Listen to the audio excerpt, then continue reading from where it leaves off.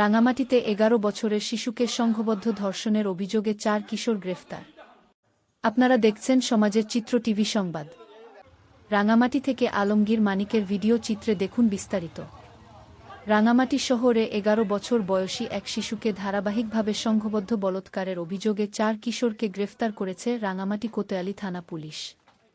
গত বুধবার দিবাগত রাত প্রায় ১১টার দিকে শহরের রিজার্ভ বাজার এলাকায় অভিযান চালিয়ে তাদের আটক করা হয়। গ্রেফতারকৃতরা হল দিহান, কাউছার, তাহেরুল ইসলাম ওয়াহিদ ও রাহাত।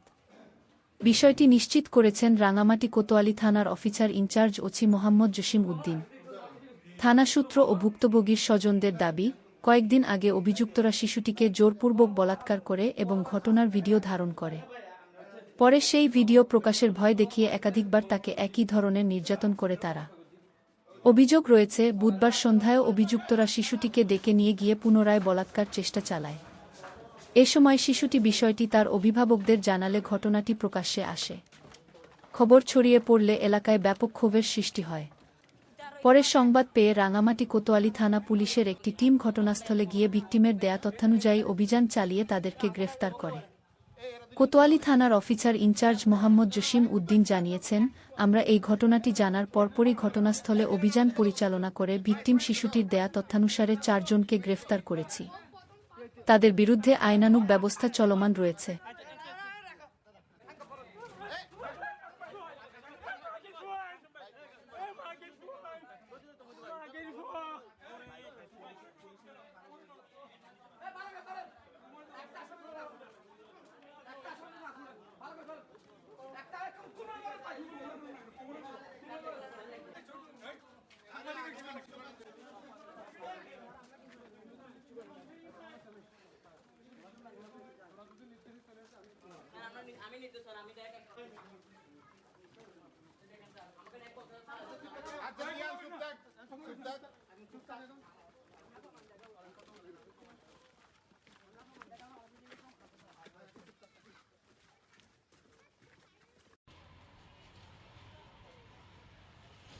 সরে যান।